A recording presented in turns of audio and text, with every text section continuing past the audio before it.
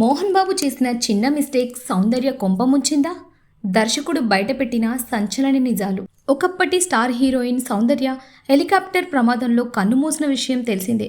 అయితే మోహన్ బాబు చేసిన మిస్టేక్ వల్లే సౌందర్య మన మధ్య లేకుండా పోయిందని సంచలన విషయం బయటపెట్టాడు దర్శకుడు. గ్లామర్కి దూరంగా చీరకట్టుతోనే కట్టిపడేసిన సౌందర్య సహజమైన నటనకు, అందానికి కేర్ ఆఫ్ సౌందర్య.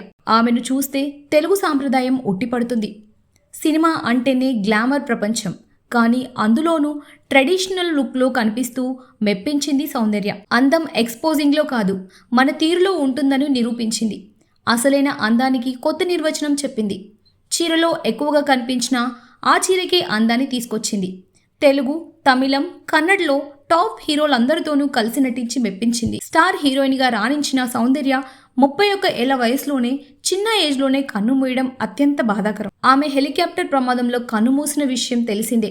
2004 ఎన్నికల్లో ప్రచారానికి వెళ్లి వస్తూ ఆమె ఏప్రిల్ 17న ప్రమాదానికి గురైంది. ఈ ప్రమాదంలో తన సోదరుడిని కూడా కోల్పోయింది సౌందర్య. ఆమె మరణం తెలుగు చిత్ర పరిశ్రమకే కాదు, యావత్ భారతీయ సినిమాకి తీరని లోటుగా చెప్పొచ్చు. ఆ లోటు ఇప్పటికీ కనిపిస్తోంది.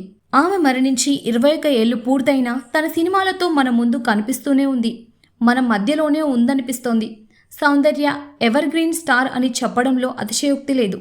అయితే ఇప్పుడు కూడా ఆమె బతికే ఉంటే ఆమె వైభవాన్ని ఇప్పటి తరం కూడా ఆస్వాదించేవారని, ఇంకా ఆడియన్స్ని అలరిస్తూనే ఉండేదని చెప్పొచ్చు. సౌందర్య నటించిన చివరి సినిమా దర్శకుడు ఓ షాకింగ్ విజయాన్ని వెల్లడించాడు. మోహన్ బాబు ఆ మిస్టేక్ చేయకపోతే నిజంగానే సౌందర్యం మన మధ్య ఉండేదన్నాడు. సౌందర్య తెలుగులో చివరగా చేసిన సినిమా శివశంకర్. ఇందులో మోహన్ బాబు హీరో. దీనికి కాపుగంటి రాజేంద్ర దర్శకుడు.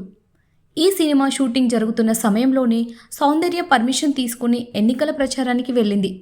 వెళ్ళి వస్తూ ఈ ప్రమాదానికి గురైంది. మోహన్ బాబు కారణంగానే సౌందర్య మనకు లేకుండా పోయిందని సంచలన కామెంట్ చేశాడు దర్శకుడు రాజేంద్ర.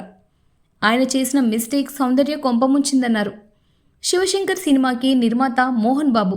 ఆయన సౌందర్యకి పర్మిషన్ ఇవ్వకపోయి ఉంటే ఇప్పుడు ఆమె మన మధ్య బతికే ఉండేదని తెలిపాడు. షూటింగ్ సమయంలో నిర్మాత మోహన్ బాబు ఎవరికీ సెలవిచ్చేవారు కాదు. ఎన్నికల ప్రచారం ఉండడంతో సౌందర్యకి మాత్రం సెలవిచ్చారు. ఒకవేళ ఆయన అనుమతి నిరాకరించి ఉంటే ఆమె బతికేవారేమో. సౌందర్య మరణం కారణంగా సినిమా సరిగా తీయక పరాజయం చెందింది అని గతంలో ఓ ఇంటర్వ్యూలో చెప్పారు రాజేంద్ర. ఆయన కామెంట్స్ వైరల్ అవుతుండడం విశేషం. సౌందర్య తెలుగులోకి మనవరాలి పెళ్లి చిత్రంతో ఎంట్రీ ఇచ్చింది. 1993లో అది విడుదలైంది. ఆ చిత్రం తర్వాత రాజేంద్రుడు గజేంద్రుడు, మాయలోడు చిత్రాలతో విజయాలు అందుకుంది. వెనక్కి తిరిగి చూసుకోవాల్సిన అవసరం రాలేదు.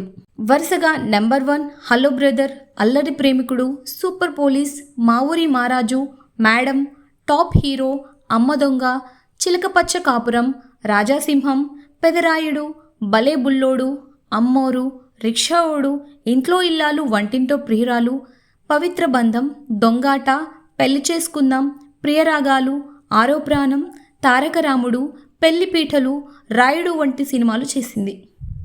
వీటితో పాటు చూడాలనుంది, శ్రీరాములయ్య, సూర్యుడు, అంతఃపురం, రాజా, ప్రేమకు వేలాయరా, అనగనగా ఓ అమ్మాయి, అన్నయ్య, వరన్న, పోస్ట్ మ్యాన్, మూడు ముక్కలాట, నిన్నే ప్రేమిస్తా, ఆజాద్, జయం మనదేరా, దేవిపుత్రుడు, ఎదుర్లేని మనిషి, అధిపతి, కొండవీటి సింహాసనం, సీతయ్య, శ్వేతనాగు వంటి చిత్రాలతో విజయాలు అందుకుంది. తెలుగు ఆడియన్స్ని అలరించింది. వీటిలో కొన్ని సినిమాలు ఆడకపోయినా నటిగా సౌందర్య ఎప్పుడూ ఫెయిల్ కాలేదు.